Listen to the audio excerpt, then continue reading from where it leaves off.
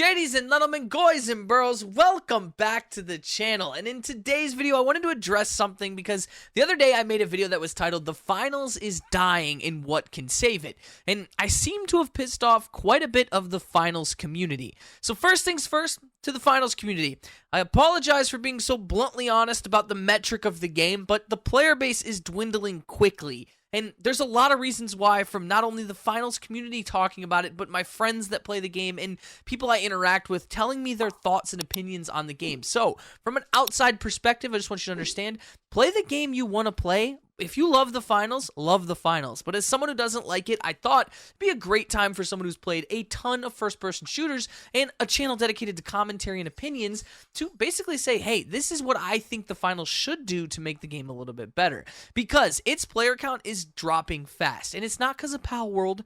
We need to stop that. Everyone's like, oh, well, it's because of Pal World. They'll be back. No, don't worry, they'll be back. No, it's not because of Pal World. Yes, maybe you lost some players to it, but the main reason the Finals is losing players is because the game itself is team-oriented with no real just generic game mode.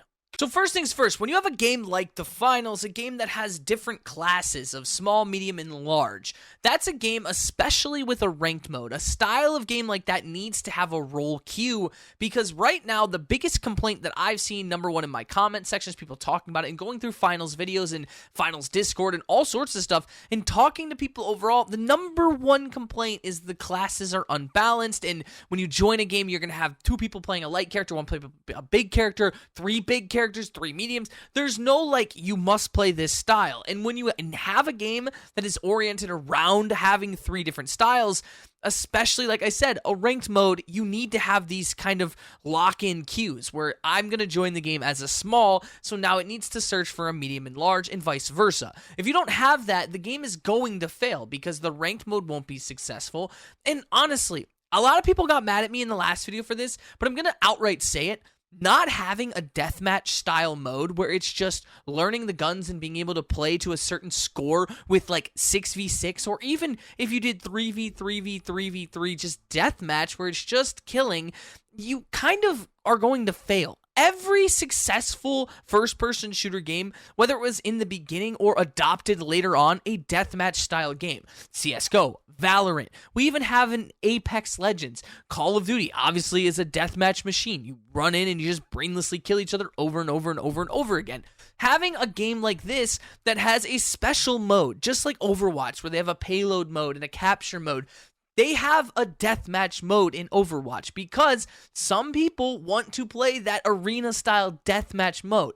And I wouldn't even put Overwatch in the Finals in close to the same category. I would say they're drastically different. So the rebuttal I have for a lot of people that are like, well, we don't want this to be a Call of Duty clone, or quit comparing it to COD. It's not. It's comparing it to first-person shooters in its genre. Games that need a deathmatch at some point. So maybe with Season 2, they'll bring in a deathmatch mode, and I do think that would boost the player base quite a bit. I think a lot of people would enjoy that, or at least be able to go away from their unique modes that they have. I never said the modes were bad. In the last video, people got mad at me because I said bank it and the cash out modes weren't unique. I guess they're unique if you're not used to them, but as someone who's played it a couple times and sunk some hours into it, they're just boring after a while. It's just not fun. And not even wanting to go to ranked mode if you're solo makes it miserable. And even when I play with my friends in ranked mode, it seems like it's just full of cheaters and players who are griefing. And that's one thing you kind of fall into with a game like this, where you have mass destruction and stuff. It just is a grief machine. I've seen numerous people complaining about people just blowing up buildings or not playing objectives or whatever it might be inside of ranked or even casual, and they question why they even have these teammates in the games, because people just like to destroy things and run around brainlessly. Now, yeah, it's a video game. It's meant to have fun. I'm not saying people have to play the game perfectly, but it seems like the Finals really caters towards just the casual, having fun community, and I guess that's fine if that's the way you want to look at it, but for success of a game and player numbers dwindling, people aren't going to come back to it if that's the experience they get every single time. I would love, as someone who enjoys competitively playing first-person shooters, like right now, ranked is my favorite thing ever in Call of Duty again. I'm having the time of my life with it. I would love to grab 2 friends and 3-stack competitively play the finals. But knowing that there's no roll queue or there's just griefing and chaos inside it, I don't want to do that. That is no incentive for me. And can we please mention about how god-awful the TTK and hit reg is? And if you defend it, I don't know what to tell you. I've played so many first-person shooters in my life. I've been playing video games my whole life, and the hit reg in the finals feels so bad. And I don't know what it is. I don't know if it's the weapons. I don't know. It just doesn't feel good. And one thing I can say is Embark Studios is a good studio. They're built behind people from Battlefield and DICE. So you have good minds back there. It just seems like they care more about their microtransactions right now than actually bringing content to the game. We have like 2 maps. Like, we need maps to be added to the game. The day and night cycle doesn't make me feel like I'm playing a different map. I just realize it's daytime or nighttime on the map I'm on. Bringing new maps to the game would drastically change my experience. I don't want to buy microtransactions or bundles or a battle pass in a game that has 2 modes with 2 maps. That's ridiculous. So the overall way I feel about the finals is I think that the finals is a unique, cool, great game. I think it's a fun, unique experience. It's something that first-person shooters have never done before. The fact that it's free to play is a huge benefit for that game to bring in players. I just think, in my mind, it feels like a game that was released way too early. It was a game that just doesn't have enough content in it, and if it's not updated frequently enough, or if it's not done right by this studio and this dev team, it is a game that will quickly fall off the map. Now, dying is the term that I'm going to use because its player count is receding every day.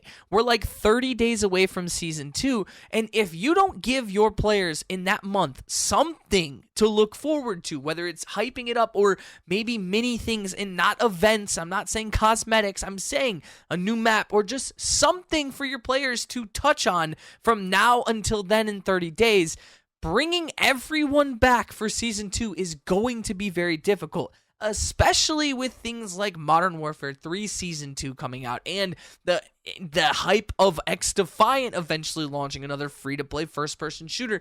There's going to be competition around this time that's going to be coming out, and you kind of have to like worry about that. So I'm saying it's a good game. It's a beautiful game graphically. It's just the game itself feels empty, and it needs to have that space filled. And once it does, it's a newborn baby that is able to grow and become a full-on game that I think can succeed.